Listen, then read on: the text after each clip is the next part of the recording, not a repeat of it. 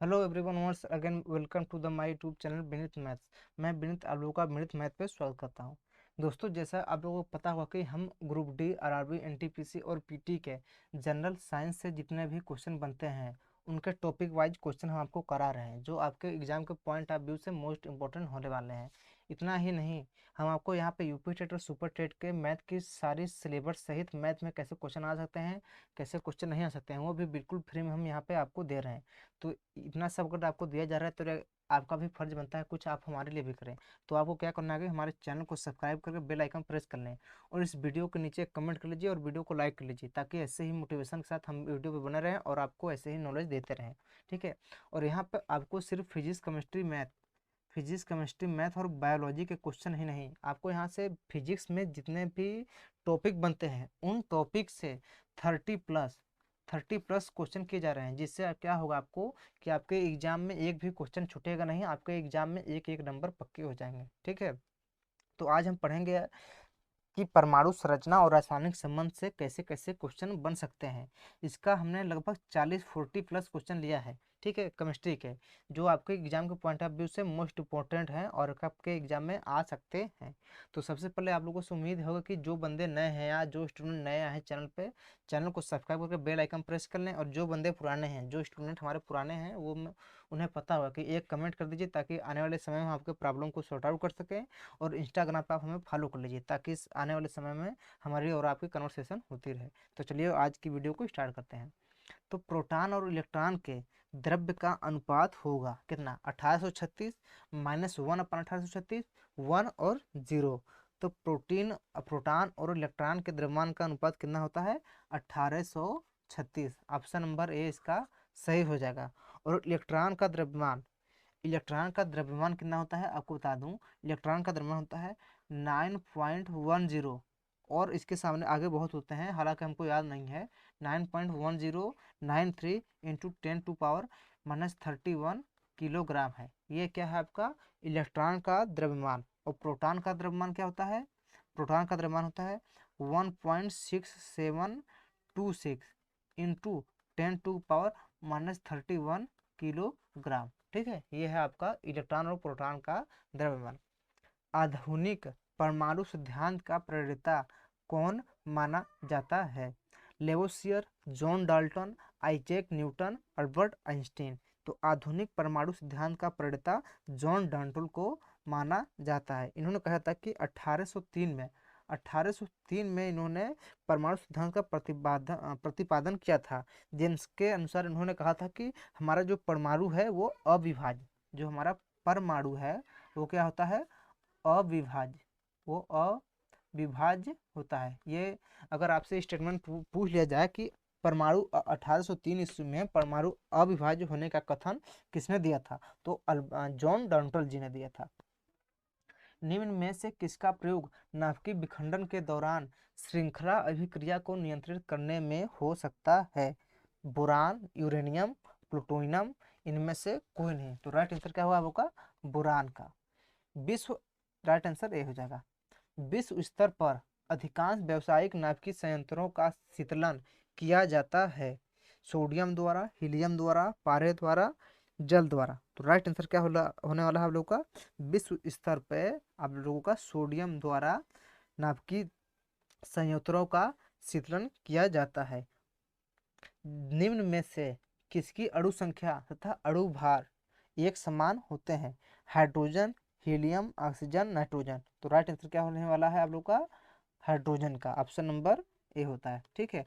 अब जब हाइड्रोजन के हम ऑक्सीकारक परमाणु संक्रमण की बात करें, ठीक है, तो आपका क्या होता है? 1 होता है।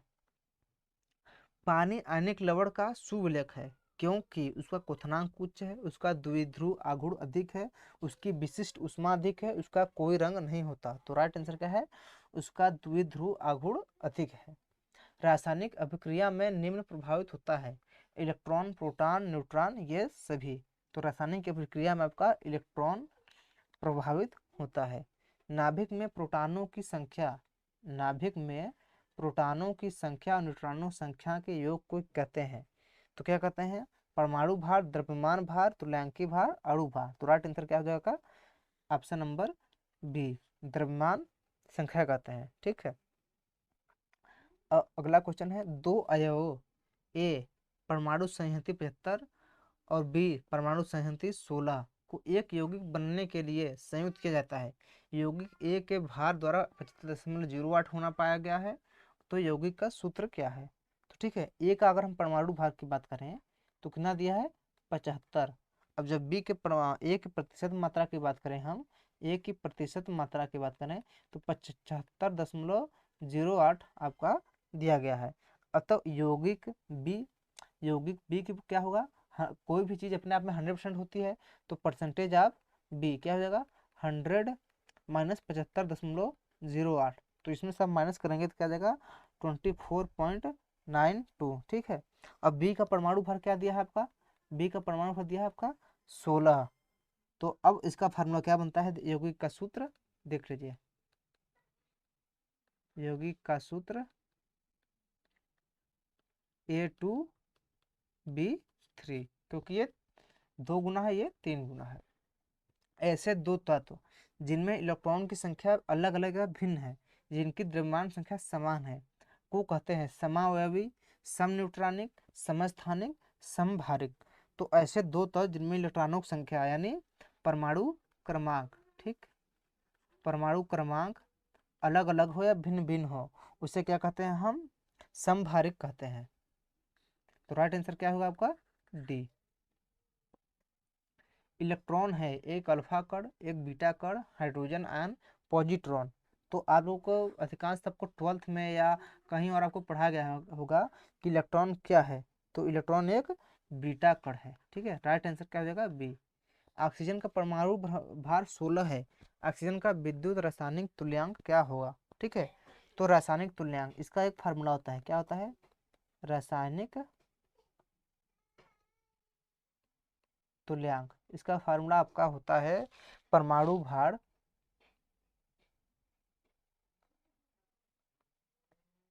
भार बटा के क्या होता है? संयोजकता गुणित 96,500। ये होता है आपका विद्युत रासायनिक तुल्यांक निकालने का फार्मूला। तो आपका परमाणु भार कितना दिया गया है? 16। संयोजकता क्या होता है आपका? 2। ऑक्सीजन का संयोजकता 2 होती है और 96,500। तो जब इसको सॉल्व करेंगे तो क्या हो जाएगा आप लोग का? 8/96 इंटू 10⁻²। तो ये क्या हो जाएगा आपका?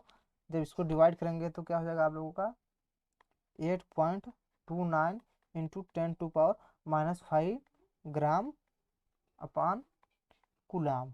ठीक है, ये आपका रासायनिक तुल्यांक हो जाएगा।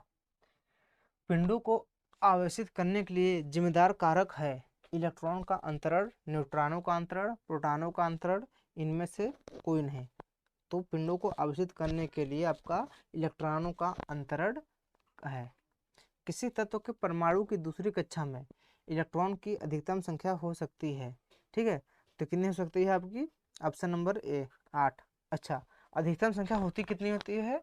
तो 2n²। अब आपसे पूछा जाए कि किसी परमाणु की तीसरी कक्षा में, तो आपका अब n कितना दिया? 3। तो 2 इंटू 3 का स्क्वायर, 3 3 9 2 18। तो तीसरी कक्षा में अधिकतम कितने इलेक्ट्रॉन हो सकते हैं? 18।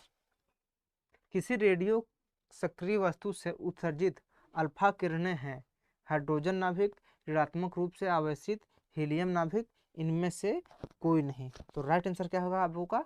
हीलियम नाभिक। ठीक, फेरिक ऑक्साइड में लोहे की संयोजकता है +3 +2 -2 -3। तो फेरिक ऑक्साइड का फार्मूला क्या होता है? Fe2O3। जब संयोजकता निकालते हैं हम तो आपस में क्रॉस मल्टीप्लिकेशन कर देते हैं, तो क्या हो जाएगा? Fe+3 और O के पावर आपका 2 आ जाएगा। ठीक, तो अब फेरिक ऑक्साइड की संयोजकता से पूछ रहा है फेरिक की, तो आप राइट आंसर क्या हो जाएगा आप लोग का? ए, यानी +3 आंसर हो जाएगा। सूर्य से ऊर्जा उत्सर्जित होती है नाभिकीय संलयन से, नाभिकीय विखंडन से, रासायनिक अभिक्रिया से, कोयला जलने से। तो सूर्य से ऊर्जा किससे प्राप्त होती है? 17वां का ए ऑप्शन होगा, नाभिकीय संलयन से। विखंडन की प्रक्रिया उत्तरदायी होती है। तो राइट आंसर क्या हो जाएगा? परमाणु बर्थ से ऊर्जा मुक्त करने के डी है, option number C. Germanium crystal में आवंध है वाल्वी सहसंयोजी आयनिक वंडर वाल्स। तो राइट आंसर क्या होने वाला है आप लोग का, सहसंयोजी। ठीक। परमाणु संख्या जेड, द्रव्यमान संख्या ए, एक परमाणु में इलेक्ट्रॉनों की संख्या है। तो परमाणु क्रमांक, तो परमाणु क्रमांक, तो परमाणु क्रमांक बराबर क्या होता है, क्या होता है, प्रोटॉनों की संख्या, और ये बराबर किसके होता है आप लोगों का, इलेक्ट्रॉनों की संख्या, इलेक्ट्रॉनों की संख्या। ठीक है। तो अब राइट आंसर क्या हो जाएगा आप लोगों का, ए, जेड। ठीक। इन सभी में कौन सा आवेश रहित कण है, अल्फा, बीटा, प्रोटॉन, न्यूट्रॉन। तो इसका राइट आंसर क्या हो जाएगा आप लोगों का, डी, न्यूट्रॉन। ठीक है। अल्फा किरणें था प्रोटॉन, जो अल्फा किरणें हैं और प्रोटॉन है, ये हमेशा धन आवेशित किरणें हैं। और आपसे बीटा किरणें की बात कर दी जाए तो बीटा किरणें आपका ऋण आवेशित कण है, लेकिन आपका न्यूट्रॉन आवेश रहित या उदासीन कण भी कहते हैं इसे। हीरा में कार्बन 4 एक दूसरे से अनुबंध है, टेट्राहेड्रल, संरूपण, रेखी और प्लेनर। तो हीरा में कार्बन टेट्राहेड्रल, ठीक है, टेट्राहेड्रल से अनुबंध है। और कैसे है ये, कुछ ऐसे टाइप का है। ठीक। ये एक दूसरे से आपस में ये जुड़े रहते हैं। ये हीरा का आपका ये है। PIM किसका संक्षिप्त रूप है, प्रधानमंत्री की आय, protein enzyme moleculation, protein energy moleculation, protein electron moleculation. तो राइट आंसर क्या होने वाला है आप लोगों का, option number C, protein energy moleculation. Electron के आवेश का निर्धारण किसने किया, चैडविक, थॉमसन, न्यूटन, मिलीकॉन ने। तो राइट आंसर क्या होगा आपका, डी। ठीक है, मिलीकॉन ने इलेक्ट्रॉन के आवेश का निर्धारण किया। परमाणु में अवस्थित सबसे हल्का कण है, प्रोटॉन, इलेक्ट्रॉन, न्यूट्रॉन, इन सभी का भार समान है। तो राइट आंसर क्या हो जाएगा, बी। ठीक है, बी, इलेक्ट्रॉन सबसे हल्का कण है। और प्रोटॉन, यह जो होता है प्रोटॉन के कितना भारवां होता है, 1837वां वाला भाग होता है इसका इलेक्ट्रॉन। एक परमाणु में 2 इलेक्ट्रॉनों की चारों क्वांटम संख्या, चार क्वांटम संख्या कौन कौन होती हैं, आप लोग हमें कमेंट बॉक्स में बताएंगे। यह निम्न वैज्ञानिक से संबंधित है। तो इसमें एक नियम दिया गया था, किसने नियम दिया था, तो पाउली। तो पाउली के अपवर्जन सिद्धांत के अनुसार परमाणु में उपस्थित 2 इलेक्ट्रॉन की चारों क्वांटम संख्या सदृश नहीं हो सकती। अब जब उन्होंने ये स्टेटमेंट दिया था तो चारों क्वांटम संख्या समान नहीं हो सकती, तो पाउली का ही आपको राइट आंसर होगा, ऑप्शन नंबर डी। और कौन सा सिद्धांत था, तो पाउली का अपवर्जन सिद्धांत था। इलेक्ट्रॉन न्यूनता वाला परमाणु है, ऋण आयन, धन आयन, उदासीन आयन, इनमें से कोई नहीं। तो राइट आंसर क्या होगा, बी, धन आयन। किसके निर्धारण में किसी तत्व की परमाणु संख्या सहायता नहीं करती है, नाभिक में विद्यमान न्यूट्रॉन की संख्या, नाभिक में विद्यमान प्रोटॉन की संख्या, नाभिक के आसपास विद्यमान इलेक्ट्रॉन की संख्या, तत्व के कर्षण की शक्ति। तो राइट आंसर क्या होने वाला है आप लोगों का, डी। ठीक है, तत्व के कर्षण की शक्ति। बीटा कणों का वेग बराबर होता है प्रकाश के वेग के कारण, प्रकाश के वेग का 3/4, प्रकाश के वेग का 9/10, इनमें से कोई नहीं। तो बीटा कणों का वेग लगभग नियर अबाउट प्रकाश के वेग का 9/10वें भाग के बराबर होता है। परमाणु के नाभिक में होते हैं प्रोटॉन, प्रोटॉन और इलेक्ट्रॉन, प्रोटॉन और न्यूट्रॉन, प्रोटॉन, न्यूट्रॉन, इलेक्ट्रॉन सारे। तो परमाणु के नाभिक में प्रोटॉन और न्यूट्रॉन होते हैं। ठीक है, राइट आंसर क्या हो जाएगा आप लोग का, सी। न्यूट्रॉन की खोज, अभी देखिए यहाँ तक हमने 30 क्वेश्चन आपको, 31 क्वेश्चन लगभग बताए हैं। ठीक, 31 क्वेश्चन बताए आपको केमिस्ट्री से, जो आपके एग्जाम में के पॉइंट ऑफ व्यू से मोस्ट इंपॉर्टेंट है, जिसमें आपको एटॉमिक संरचना, एटॉमिक स्ट्रक्चर और केमिकल बॉन्डिंग से संबंधित क्वेश्चन थे इसमें। तो अगर वीडियो आपको अच्छी लगी है, नॉलेजफुल लगी है, तो वीडियो को लाइक और चैनल को एक बार जरूर सब्सक्राइब करना, ताकि ऐसे ही नॉलेजफुल वीडियो आपको लगातार मिलती रहे। और वीडियो देखने के लिए धन्यवाद। आपका दिन मंगलमय हो।